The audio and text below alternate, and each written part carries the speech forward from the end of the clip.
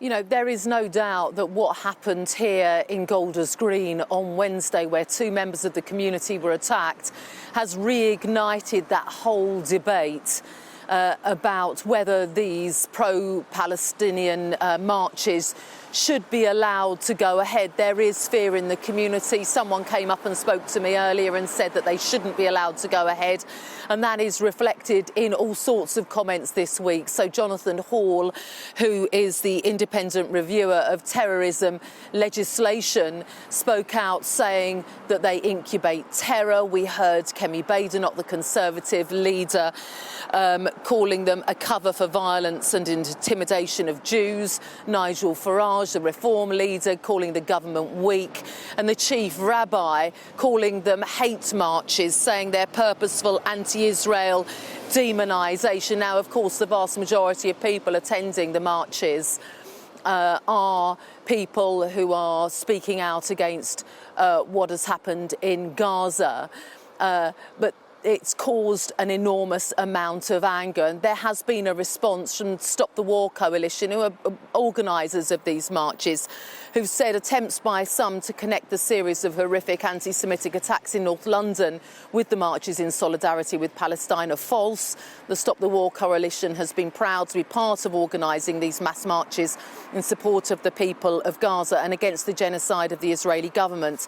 We recognise that this question is inextricably linked to the wars throughout the Middle East, which continue today in Iran and Lebanon. And as for the Prime Minister, well, he has spoken out a little more firmly than he has before, saying that there may be a case for banning protests in some instances, but broadly he feels very strongly that freedom of speech needs to be protected. There should be a right to protest. However, he says if you're marching alongside someone who is chanting to globalise the intifada, which is seen as calling for violence against Jews, you need to call it out. Similarly, if someone has got a banner or a T-shirt on with paragliders on, which were used in that attack on October the 7th in Israel, then you need to be calling that out. He says he needs a whole society response to anti-Semitism, plus also talks about further powers for police. And then that brings us on to the policing of all of these marches. So Samart Rowley,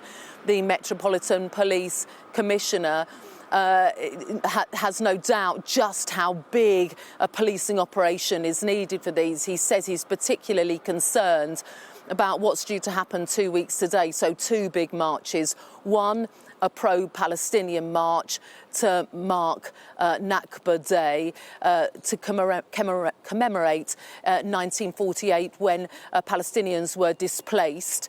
But then too, there is a march that's been organised by the far-right activist Tommy Robinson, Unite the Kingdom, Unite the West. So there is an enormous amount going on in 2 weeks, and you can see the challenges that creates for the police, who have got special measures they can put in place. They can put certain conditions in place, but it certainly isn't easy.